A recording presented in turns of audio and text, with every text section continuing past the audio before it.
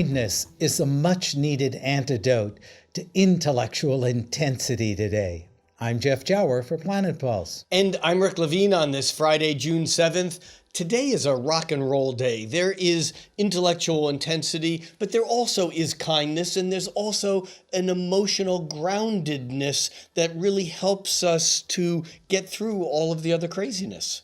We have a great deal of planetary activity today, and in Too some much ways to talk about. Let's not talk about it. In some ways it's contradictory. Lovely Venus in Cancer forms harmonious trines with responsible Saturn and compassionate Neptune, which suggests the possibility of being gentle yet mature and responsible in relationships. However, intellectual Mercury is opposing punishing Pluto on its way to tomorrow's square with sort of crazy-inducing Uranus. And this is the intellectual turmoil. This is the arguments. This is the putting your stuff in front of someone else in a way that almost baits them into something that could be very explosive. Now, what's interesting is, as you said, the steadiness of the emotions behind this may allow for some intellectual exploration and still be able to come back to our emotions. However, we have a third thing that confuses things even more. That's right. And that's Mars, the planet of action,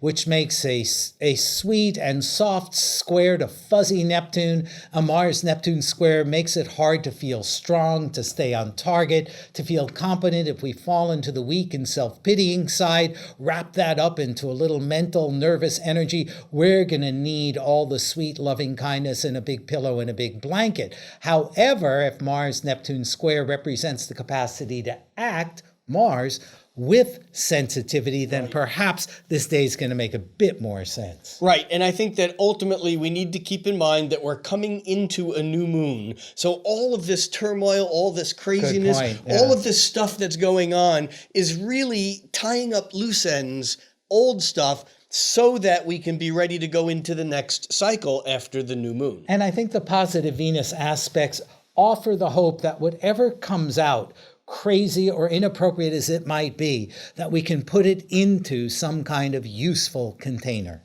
I'm Jeff Jower. And for Planet Pulse, I'm Rick Levine.